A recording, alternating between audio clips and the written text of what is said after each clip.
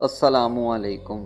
آپ دیکھ رہے ہیں علم و آگہی بائی بن اقبال۔ آج میں ایک بہت ہی اہم شعر ڈسکس کروں گا جو کہ موجودہ دور حاضر یعنی ایران اور امریکہ کے درمیان جو کشیدگی چل رہی ہے، جنگ چل رہی ہے، اس سے ریلیٹڈ شعر ہے۔ شعر یہ ہے: یہ نکتہ سرگزشتہ ملت بیضا سے ہے پیدا، یہ نکتہ سرگزشتہ ملت بیضا سے ہے پیدا، کہ اقوام زمین ایشیا کا پاسباں تو ہے۔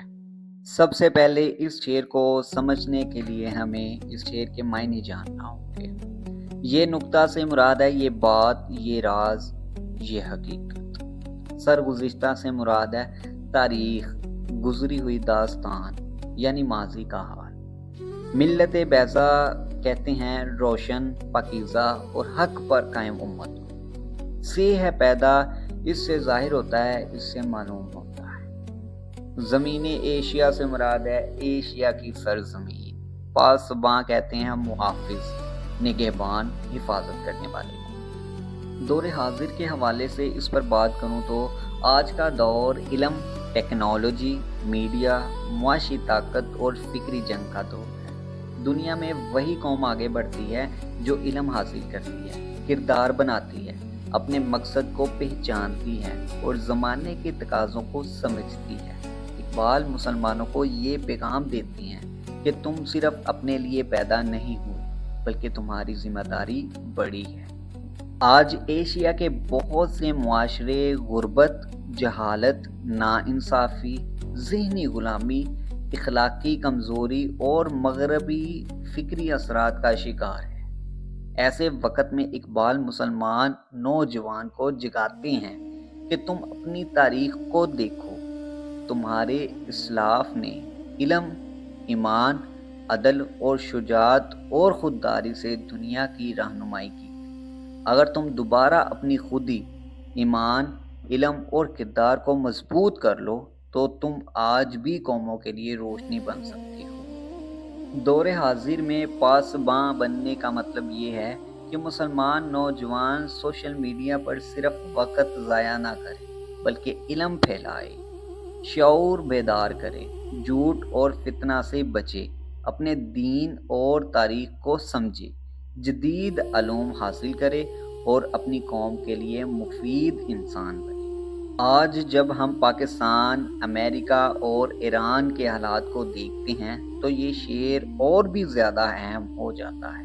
ایک طرف امریکہ دنیا کی بڑی طاقت ہے جس کی سیاست، معیشت اور فوجی اثرات پوری دنیا پر پڑتے ہیں۔ دوسری طرف ایران پاکستان کا ہمسایہ بھی ہے، مسلمان ملک بھی ہے اور ایشیائی خطے کا اہم حصہ بھی۔ تو ایسے حالات میں پاکستان کا کردار بہت نازک اور اہم ہو جاتا ہے۔ اقبال کا پیغام یہ نہیں کہ مسلمان جذبات میں آ کر جنگ کی طرف بڑھ جائے، اور نہ کہ یہ ہے وہ کسی طاقت کے خوف سے اپنی خودداری کھو دے۔ اقبال کا اصل پیغام یہ ہے کہ مسلمان قوم کو حکمت، ایمان، خودداری، اتحاد اور انصاف کے ساتھ اپنا اہم کردار ادا کرنا چاہیے۔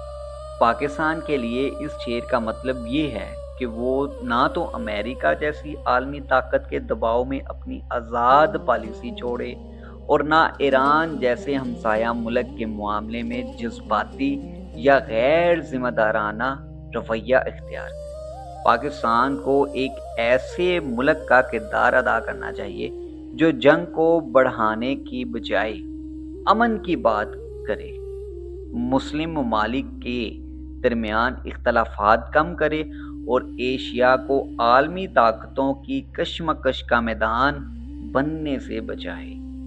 یہاں پاسباں کا مطلب صرف سرحدوں کا محافظ نہیں بلکہ فکر، تہذیب، امن، عدل اور امت کے مفاد کا محافظ ہے۔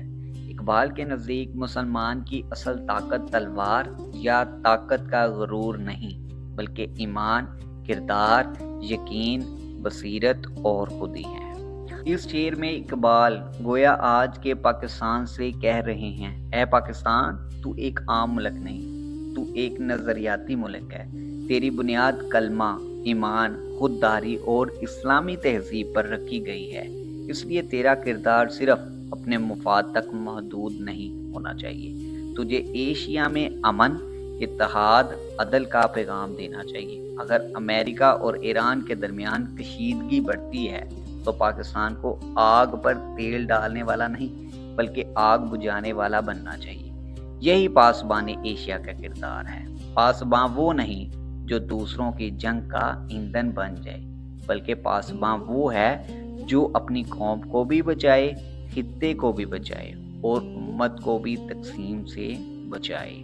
لہٰذا اقبال کا یہ شعر آج کے پاکستان کو یہ پیغام دیتا ہے کہ امریکہ اور ایران جیسے عالمی معاملات میں پاکستان کو نہ غلامانہ پالیسی اختیار کرنی چاہیے، نہ جذباتی شدت پسندی، بلکہ ایک باوقار، باحکمت اور امن پسند اسلامی ریاست بن کر ایشیا کی پاسبانی کرنی چاہیے، جو کہ الحمدللہ پاکستان نے بہت ہی اچھے انداز میں یہ پاسبانی کی ذمہ داری بھی سنبھالی ہے۔ یہی اقبال کی خودی ہے، یہی ملت بیضا کی تاریخ کا سبق ہے اور یہی آج کے دور میں پاکستان کی اصل ذمہ داری ہے۔ سو ناظرین، یہ تھی اس شعر کی دور حاضر یعنی ایران امریکہ کے درمیان کشیدگی کے متعلق تشریح اور اس کی حقیقت۔ اب اجازت چاہتا ہوں۔